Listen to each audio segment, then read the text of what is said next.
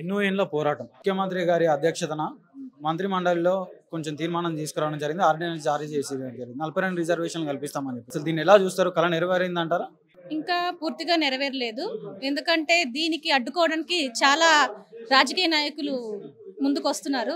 కానీ 42% మేము అడిగింది 60% కాదు కాబట్టి 42% అడుగుతున్నాం కాబట్టి మాకు ఇది పూర్తిగా మద్దతు ఇస్తే ప్రతి రాజకీయ నాయకుడు ప్రతి బీసీకి కూడా మంచి మేలు జరుగుతుందని ఆశిస్తున్నాను. మహిళా బీసీ రిజర్వేషన్లు కూడా కోరుతా ఉన్నారు కదా, మరి మహిళలకు సంబంధించిన రిజర్వేషన్లు ఏ విధంగా ఉండదు? మేము ఉన్నది 50% మహిళలు. మనం దాంట్లో మేము అడుగుతున్నది 30% ఇవ్వమంటున్నాం. మహిళా రిజర్వేషన్లలో ప్రతి రాజకీయంలో కూడా ప్రతి మహిళ పాల్గొంటే మహిళలు ముందుకు రావడానికి ముందంజ చేయడానికి ఇప్పుడు సపోజ్ ముఖ్యమంత్రితో పాటు మహిళలు 2-3 తిరుగుతున్నారు. మాకు కూడా అవకాశం వస్తుందని 30%లో ఇస్తే బాగుంటుందని మేము అనుకుంటున్నాం. మనం చూసుకున్నట్టయితే బీసీలు అంటే ఇప్పుడు అత్యధిక జనాభా కలిగిన బీసీలకు రిజర్వేషన్లు అనేది సరిగా లేవని చెప్పిన మాట కదా, ఎందుకు ఎందుకు మోసపోతా ఉన్నారు బీసీలు అంటే ఏం చెప్తారు? నమ్ముతున్నారు, అందరూ నమ్మి 33 జిల్లాల వాళ్ళు బీసీ వాళ్ళు ఈ రోజు వస్తుంది ఆ రోజు వస్తుందని చెప్పి చాలా మంది ఇలాగే మోసపోతూ ప్రతి రాజకీయ పోయిన గత ప్రభుత్వం కూడా 10 సంవత్సరాల ప్రభుత్వంలో ఉంది. ఇంతవరకు నాకు 42% రిజర్వేషన్లు ఇవ్వలేదు. మహిళలను కూడా ముందుకు తీసుకురాలేదు. ప్రతి దాంట్లో అనగదొక్కుతున్నారు మమ్మల్ని. ఈసారైనా బీసీ ప్రభుత్వం ప్రతి దాంట్లో బీసీ వాళ్ళే ఉండాలని, మహిళలు కూడా పెద్ద ఎత్తున ఉండాలని ఆశిస్తున్నారు. గత ప్రభుత్వాలు కూడా బీసీలకి గొర్రెలిచ్చో బర్రెలిచ్చో బీసీలను మభ్యపెట్టే ప్రయత్నం చేసినాయి. ఇప్పుడు రేవంత్ రెడ్డి వచ్చినాక 42% రిజర్వేషన్లు అమలు చేస్తామని చెప్పేసి మాట్లాడుతూ ఉన్నారు. దీన్ని కూడా కొంచెం లేట్ చేసే ప్రక్రియ చేస్తా ఉన్నాడు రేవంత్ రెడ్డి గారు అని అంటా ఉన్నారు. దీనికి ఏం చెప్తారు? మరి ప్రభుత్వాలు ఎందుకు ఇలా చేస్తున్నాయి అంటారు? రాహుల్ గాంధీ గారు కామ్రేడ్ డిక్లరేషన్ లో ప్రభుత్వానికి 42% ఇస్తానని చెప్పి ఇప్పటి వరకు గత ప్రభుత్వము ఉన్న పథకాలు ఈ పథకాలకి చాలా తేడా ఉంది. కొంచెం బాగుంది, పోయిన ప్రభుత్వం అయితే సరిగా చేయలేదు. ఈ ప్రభుత్వం బాగా చేస్తుందేమో అని చెప్పేసి ఈ 42% రిజర్వేషన్ పూర్తి స్థాయిలో మద్దతు ప్రతి ఒక్క రాజకీయ నాయకుడు మద్దతు ఇస్తాడేమో అని అనుకుంటున్నాము.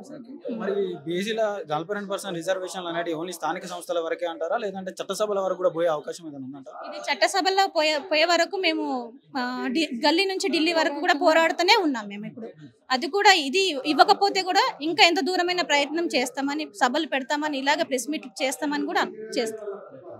Thank you sir. ఈరోజు నిన్న ముఖ్యమంత్రి గారి అధ్యక్షన మంత్రి మండలి తీర్మానం తర్వాత ఆర్డినెన్స్ జారీ చేసిన నేపథ్యంలో అసలు బీసీలకు 42% రిజర్వేషన్ అనేది అమలు అవుతుంది అంటారా స్థానిక సంస్థ?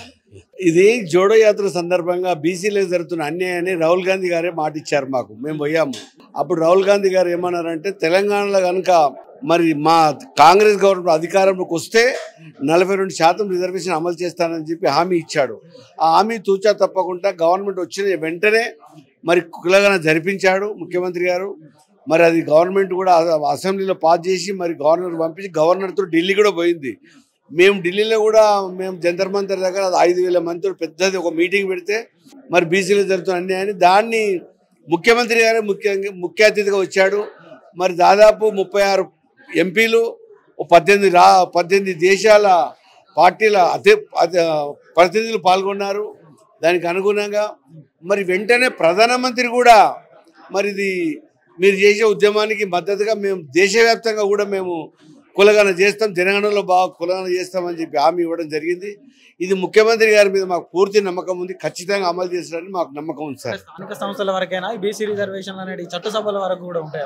ఇప్పుడు మేము ఫస్ట్ అయితే స్థానిక సంస్థలే, సర్పంచులు, జడ్పీటీసీలు, ఎంపీపీలు, వీళ్ళు అందరికీ ఫస్ట్ రిజర్వేషన్. తర్వాత ఇది కూడా వస్తుంది, ఏది చట్టసభలో కూడా రిజర్వేషన్ వస్తుందండి. ఎందుకంటే మాకు అన్యాయం జరిగింది. ఎస్సీ ఎస్టీలకు ఏ విధంగా ఉందో బీసీలు కూడా ఆ విధంగా చట్టసభలో రిజర్వేషన్ కోసం మేము పోరాటం చేస్తున్నాం.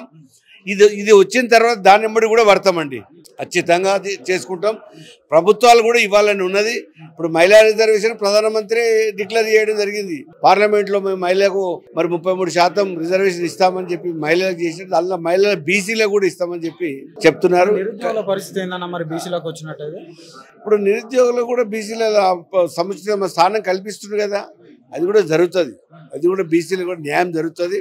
ఖచ్చితంగా బీసీలకు మంచి రోజులు వచ్చినాయని మేము అనుకుంటున్నామండి. మరి ఏ ప్రభుత్వం చేయనటువంటి విధంగా రేవంత్ రెడ్డి గారు 42% రిజర్వేషన్లు కల్పిస్తా ఉన్నారు బీసీలకి, ఏం చెప్తా ఉన్నారు? ముఖ్యమంత్రి గారు కృతజ్ఞతలు చెప్పడానికి మీటింగ్ పెట్టాము. మొన్న కూడా ఖర్గే వచ్చినప్పుడు కలిశాము, ముఖ్యమంత్రి గారిని కూడా కలిశాము. ముఖ్యమంత్రి గారు దాదాపు ఇప్పటికి 11 సార్లు కలిశాము. మా బీసీ సంఘం నుంచి ప్రధానమంత్రి కూడా పిలిచాడు, రాహుల్ గాంధీ కూడా 3 సార్లు కలిశాము. మొత్తం పైన శుభసూచకం అండి. ఎందుకంటే బీసీలకు సముచితమైన స్థానం ఇస్తాం. 75 సంవత్సరాల నుంచి గొర్రెనిచ్చో బర్రెనిచ్చో మభ్యపెట్టారు బీసీలకు. ఇప్పుడు ఇస్తామని చెప్పి మరి ఈ ముఖ్యమంత్రి గారు ఖచ్చితంగా అమలు చేస్తామని చెప్పి హామీ ఇచ్చాడు. అది ఖచ్చితంగా అమలు చేస్తారని మేము అనుకుంటున్నాం. Thank you.